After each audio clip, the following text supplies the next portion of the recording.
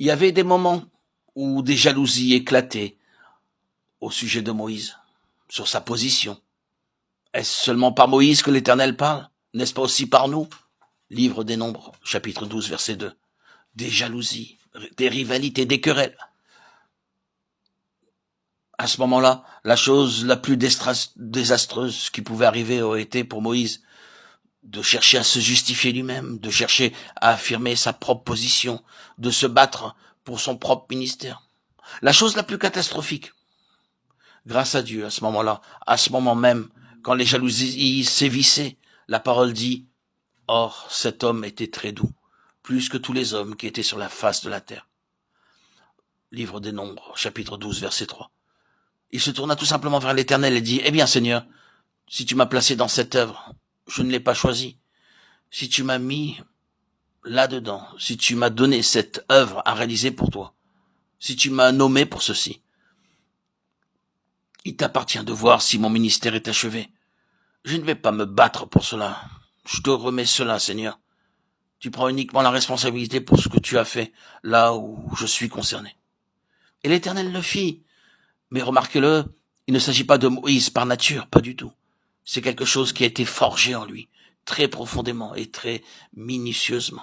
Voyez-vous quelque peu le sens du service, la signification du service à Dieu? Nous devons établir une très large différenciation entre faire beaucoup de choses comme nous le pensons pour le Seigneur, courir ça et là, être occupé, organiser, conduire, parler, prêcher, tenir des réunions, des classes et tout cela. Et nous l'appelons le service chrétien.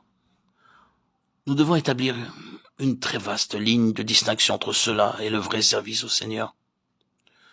Le véritable service au Seigneur est l'affranchissement d'un peuple de ce monde, pour lui, et la formation selon Christ de ces personnes, pour une vocation céleste et une vocation céleste actuelle, non ultérieure. Vous pouvez tester votre service par ceci, la mesure d'émancipation des personnes qui viennent sous votre influence et la mesure de la formation de Christ qui est à l'œuvre. Voilà des choses qui sont le service. Et alors vous découvrirez quant à l'autre axe de choses, avec tout le mouvement, l'activité, l'ardeur et le travail enthousiaste, que cela n'appelle pas à beaucoup de patience de cette sorte. Cela n'appelle pas à beaucoup de réel dépouillement de soi, non. Cela n'appelle pas à beaucoup de douceur. Je pense plutôt que cela sert à l'opposé. Cela nous donne de l'importance. Cela nous rend orgueilleux. Cela nous rend plein d'autosuffisance. Cela nous rend sûrs de nous.